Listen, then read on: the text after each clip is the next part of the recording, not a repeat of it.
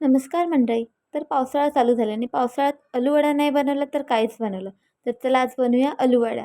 त्यासाठी ते मी बेसन घेतले, त्यात थोडं तांदळाचं पीठ टाकलंय, वरून टाकायचं आपल्याला अद्रक लसूण पेस्ट.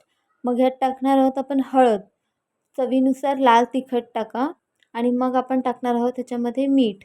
चवीनुसार मीठ टाकून झाल्यावरती इथे तीळ टाकते. इथे मी 3 छोटे चमचे तीळ टाकले. तुम्ही तुमच्या आवडीनुसार टाकू शकता किंवा स्किप करू शकता. मग ह्यात टाकले ओवा.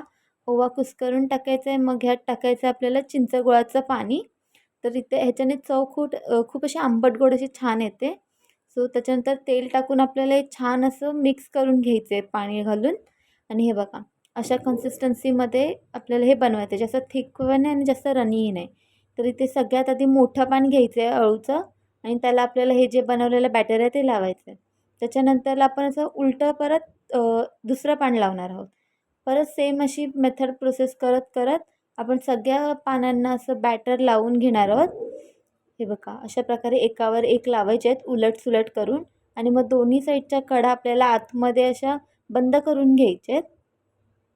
दोन्ही साईडच्या कडा झाल्याच्या नंतरला एंड पार्ट असतो तो आपल्याला पहिले फोल्ड करायचा आहे. जसं आपण रोलसाठी करतो. ह्याला थोडंसं बॅटर लावायचं आहे जेणेकरून हे छान असं चिपकलं जाईल आणि आपल्याला ह्याचे असे रोल बनवून घ्यायचे.